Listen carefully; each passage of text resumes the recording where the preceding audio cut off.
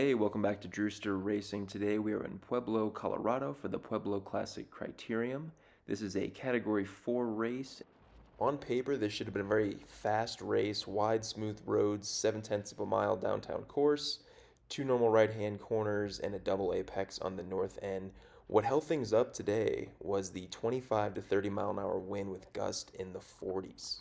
As you watch this race, try to pay attention to the flags and the caution tape on the side of the road, just to get a sense for how powerful the wind was. Also, with this being a downtown course, the wind was not just coming from one direction. It was essentially coming from every direction depending on certain intersections or how the buildings were situated. The most powerful gust came just after that double apex, where you were hit with an absolute wall of wind. Felt like you're almost standing still at times while still putting out 3, 4, 500 watts. I had 6 other teammates in the race, so we had a full squad today, and our game plan going into this race was to attack early and often. We knew we were one of the stronger teams, and we wanted to make this race extremely difficult. Alright, skipping ahead one lap, we have Nick, Carlos, and myself controlling the front, and we're going into turn 1. And Carlos's back wheel, I believe, or back tire just explodes. He loses control. Unfortunately, he is done for the day. But good news, aside from some road rash, he's fine and the bike is okay. So we're down to 6 riders, and one of the teams moving to the front is Team Colorado. Very strong team. They're starting to control the pace. Nick's still off the front, and I'm feeling a little spicy, so I'm going to move to the front here and put in a little bit of a dig. I get it up to 600 watts, and I'm able to get a gap. I don't hold it for that long, and then bring it back down to like 300 watts. Hold it a little longer, and yeah, I have some space between me and the group behind. So now that I've attacked, what you can't see is Nick and the rest of my teammates. They're just chilling. They're hanging behind Team Colorado, forcing them to do the work to bring me back. And I'm gonna let this stick for about a lap or a lap and a half. And then once Team Colorado reels me back in, we're going to have someone else go. So let's skip ahead to that part. So Team Colorado's been chasing. I'm just about to be caught. And just as that happens, Nick puts in another huge dig. And just, again, pushes that pace, making it hard for Team Colorado. They've been chasing for the last lap and a half. So that's the last thing they want to see is another attack go off the front that they have to chase down. So they're putting in the work. We've got Sam and Chris also in the mix. And just stringing this whole thing out, making it difficult for everybody.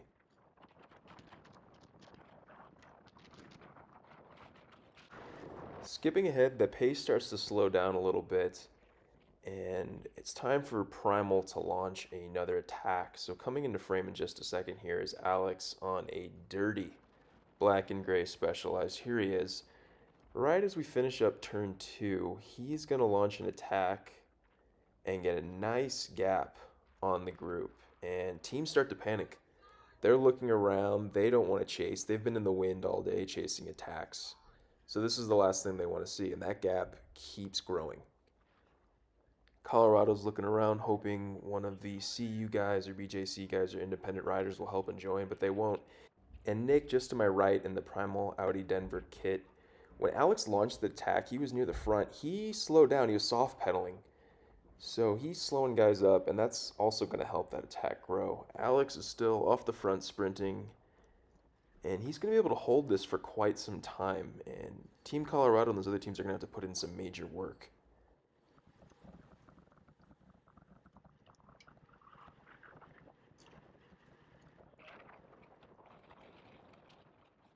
And with Alex off the front, it's time to play some games. So a few of my teammates, we're going to move to the front. Keep an eye on the wattage meter at the bottom.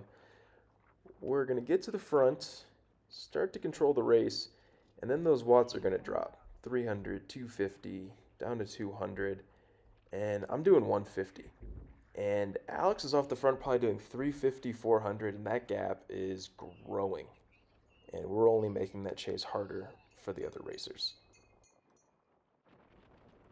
So the other teams start to catch on that we're just soft pedaling off the front, and they realize it's time to get serious. So you're going to see CU Boulder and Team Colorado start to put in a dig on this stretch here.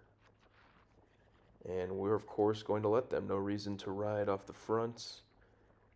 And because we have a guy in the brake, we just get to sit on their wheel and conserve energy.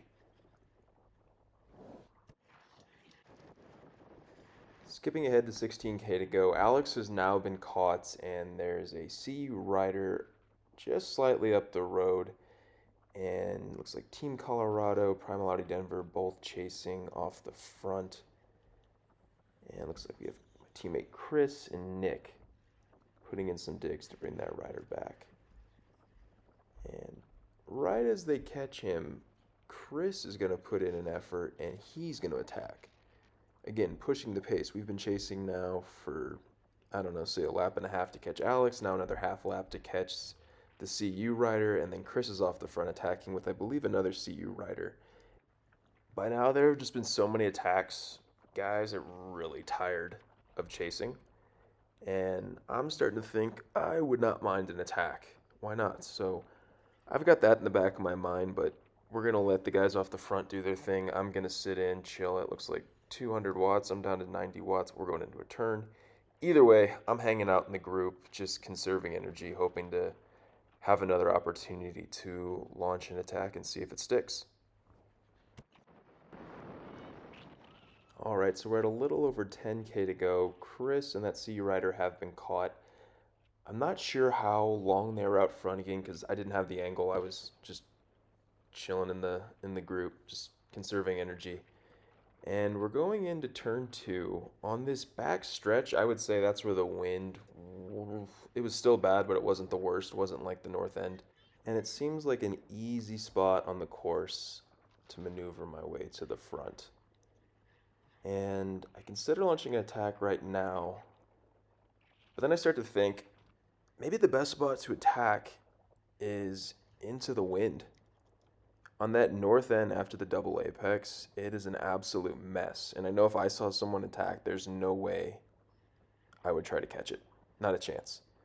So I'm thinking if I can get some speed into this turn and just bury it, I can probably get a gap because there's no way anyone's going to want to chase me, especially with all the attacks that have been launched today. People are gassed.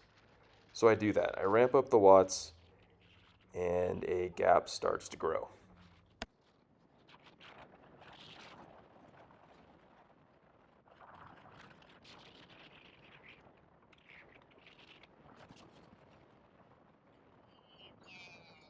I get to the finish line with about 9K to go, look back, gap's still growing, there doesn't seem to be an organized chase. And yeah, I realize there's maybe 14, 15 minutes left of racing, and I decide to go all in and just treat it as a 15, 20-minute power test and see what I can do. I haven't done much for the last, I don't know, 10, 15 minutes, and I'm feeling pretty fresh. And I know a lot of those bigger teams, they've been chasing for most of the day. Skipping ahead, about 5K to go, going through that double apex, and the gap behind me has not gotten any closer. If anything, it's maybe grown just a little bit, and I've got a pretty decent advantage.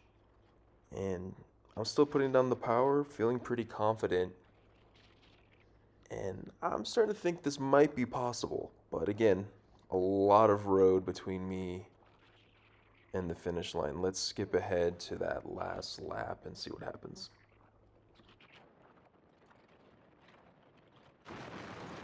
Well, here we are, last lap, and I make a total cat 4 move and fail to look at the lap counter. I'm like 95% sure at this point it's the last lap, but not completely sure. And as much as I kind of want to let off the gas and then maybe think of something clever to do at the end to celebrate, I don't. So I just put my head down, go into these last couple turns, try not to overshoot it, hit a barrier. I've done that before. But yeah, home straight, 250 meters to go, and no one behind me. I've got a massive gap, and there it is, the finish line. And like a total dork, I've got both hands on the bars, and I do not celebrate because I'm still not convinced the race is over. But after a few thumbs up from some of the people in the crowd, I finally realized I actually won a race. This was a great team win. I have no doubt that us rolling those attacks early and just being so aggressive helped me stay away. Also learned later that Chris won a bunch sprints and was able to take fourth place. So yeah, great team win. Shout out to the guys for putting together a plan and executing on that strategy. Thanks for watching, everyone. Be sure to like and subscribe, and I will see you on the next video. Thanks.